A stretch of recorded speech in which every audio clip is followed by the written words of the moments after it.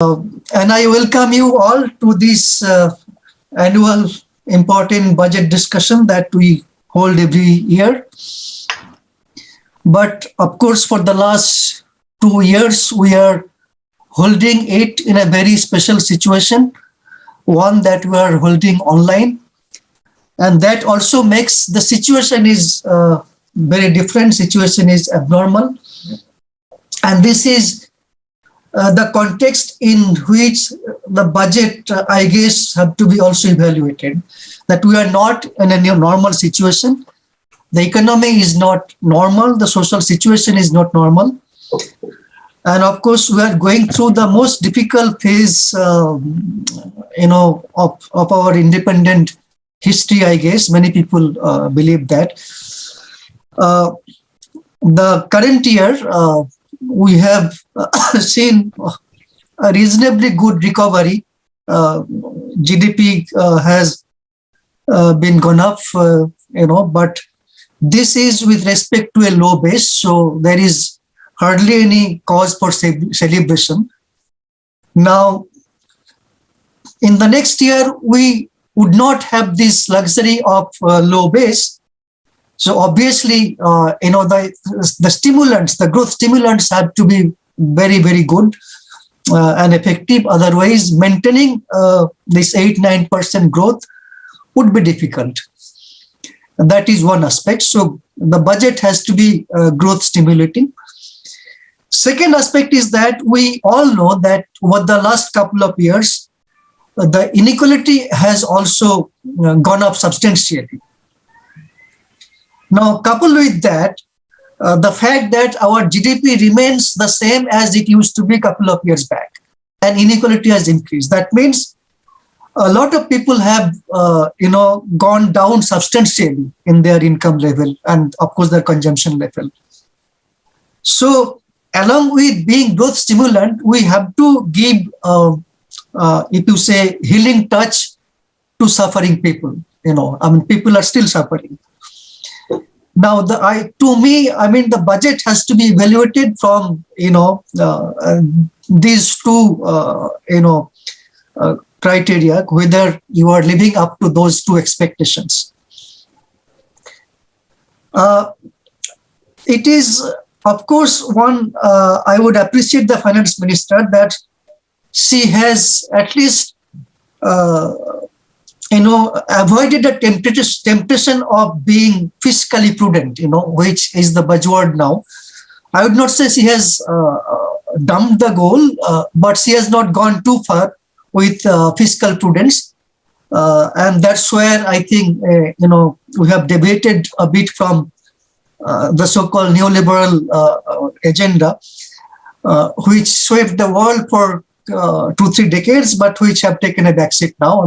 All countries, developed countries, are also dumping it, and they are accepting bigger government role and fiscal management, not just about fiscal prudence. So, there has not been a strong effort to reduce fiscal deficit, which I think is the need of the hour. This is not the time to go for that consolidation. We can tolerate a bit of fiscal profligacy at this juncture, considering the economic situation. Second thing is that the budget has given huge emphasis on infrastructure, which again is not a bad idea. We all know that India has infrastructure deficit, which has been affecting our competitiveness. So, taking that as an important agenda is good. But will that really make huge impact in terms of stimulating growth? That still remains a question. Even though, as I said, infrastructure development is a good idea, the social impact of that might not be that equal because these days infrastructure is built with a lot of capital and less of labor. Secondly, a part of that would be requiring import consumption. So the demand created by these infrastructure projects will be linked to foreign countries. So there would be some risk of that. So given this, what I found a bit surprising that MG Narega allocation did not go up. In fact, it got reduced substantially. If you look at the current year revised estimate, not the allocation. Now we know current year revised allocation had to go up because government was keen that those who went for reverse migration to villages, they need this, social assistance. So government actually increased much more than what was budgeted initially. So that, of course, that step of the government should be appreciated. But the question is, has that need gone over now? We still have, problem of employment or not? Now, if we still have that problem of employment, especially in rural areas, then possibly it would have been better to, increase allocation or at least keep at the same level, of this current year. Second aspect, I also saw that, we have Professor Saxena who might touch upon this, and even Professor Mahajan. Agriculture sector, many experts believe, has not been given due attention. Although some infrastructure scheme within agriculture have been taken up, and some budget restructuring of the schemes have been taken up, but will that be enough? And of course, we have seen that fertilizer subsidy has also gone down. Now, when fertilizer subsidy has gone down and other ways of assisting the agriculture has not been taken up, this can work as a dampener to agriculture. You might have good objective of reducing subsidy and assisting agriculture through other means, but that's not very clear. Secondly, I also see a budget cut in procurement and food subsidy, which also indirectly affect the agriculture and the rural economy at large. Then the budget also talked about long-term priorities, and finance minister talked about Amrit Kalam. That is fine. We should have long-term objective, long-term strategies in mind. But we had been going through Rahu Kalam. Have we been out of that by now? If not, then the short-term situation also and the short-term measures also probably needed better attention. Second thing is that this is not the first time finance minister has been emphasizing long-term strategies and long-term objectives. But some experts have also said that the long-term strategies that we are talking this year, are they consistent with the long-term strategies we talked 1 year back or 2 years back? And also, if we keep on changing our long-term strategies every year, then also you might have some problems. And of course, CSD is always keen that social sector budget allocation improves and there are good utilization. And that means education, health, these are also important priorities. And by now we all know that, only physical infrastructure cannot ensure development of a country, not even growth, not just not development, but even growth does not occur. Growth and development are of course different, but even growth does not occur unless you take adequate care of education and health sector. And we have seen that our health sector infrastructure is, grossly inadequate. Our COVID, pandemic has shown that. And we have seen, it became clear two aspects, that our infrastructure is poor. For example, we have just 5 hospital beds for 10,000 population, which is lower than even Bangladesh. Forget about countries like Vietnam. more importantly, where in Vietnam there are about 30 hospitals bed per 10,000 population, and almost all are in public sector. In our case, more than half are in actually private sector. And in Vietnam, they have, of course, very vibrant private sector healthcare, but that's largely confined to tertiary healthcare. In India, we have got private everywhere, primary to tertiary everywhere, and primary healthcare of private sector mostly kind of informal, no control on quality of care and all those things. So this creates a huge problem for us. Secondly, education also, we have seen the problems, and last 2 years, education being off from the government or even our public agenda, it needs better attention. But has that got the due attention that it deserves? These are important questions. Those need to be discussed.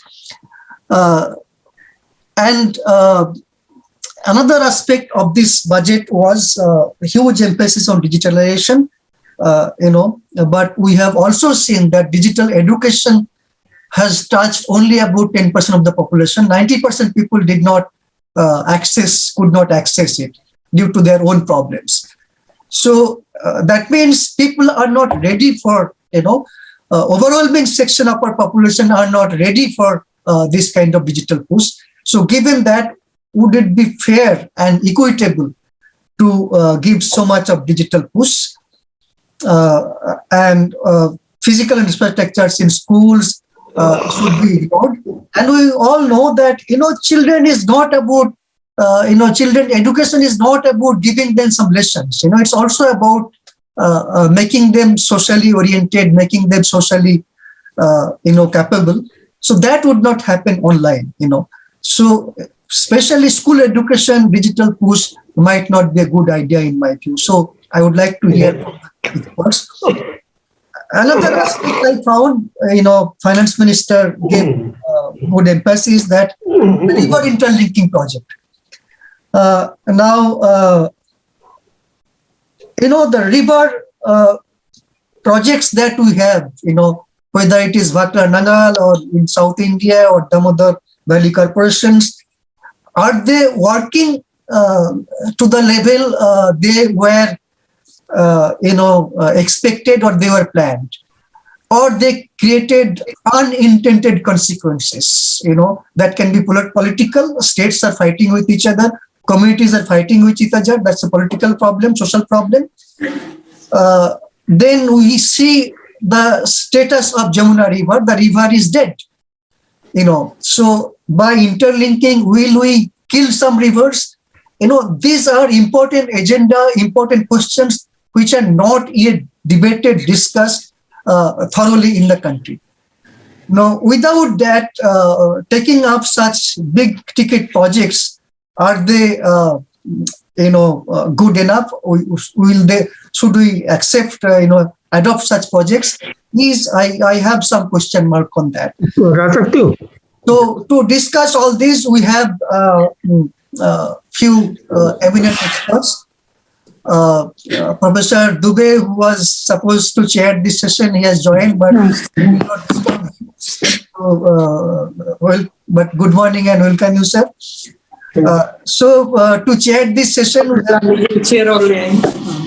Professor Biswajit Dhar, who kindly lead at the last moment. So we are thankful to him. Professor Dhar is professor at Jawaharlal Nehru University, in many important positions like DGRIS, and he is also vice president of CSD governing body. We also have Professor Atul Sharma. So apart from being a professor in prestigious ISI, Indian Statistical Institute, and vice chancellor at Rajiv Gandhi University, Itanagar, he also was in Finance Commission, and so his understanding of these issues are very good. So we have Professor Atul Sharma. We have Professor Ashwani Mahajan, who apart from being a professor is also convener of Swadeshi Jagaran Manch, and where people think that Swadeshi Jagaran Manch is a bit sympathetic to the government, but I have seen Professor Mahajan being absolutely critical of government policies and budgets, wherever he thinks that it deserves. So we welcome Professor Mahajan, and he has been joining us for several years. We have Professor Indranil Mukhopadhyaya, who is teaching at Jindal Global University, and he is relatively young, and so we have young blood also in this discussion, and it's good to hear from young people also, because Finance Minister is talking about 25 years horizon. Some of us probably would not be there to see those days, but hope Professor Mukherjee and others will stay. So hearing their viewpoints would be important. And of course, we have Professor K.B. Saxena, who has held important positions in government, including in Planning Commission.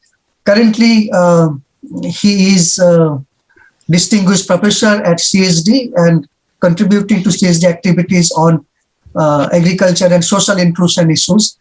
So he will also have his observations on the budget. With that, I will hand over the floor to Professor Biswajit Dhar to chair the session. Professor Biswajit Dhar, thank you, and please take it over.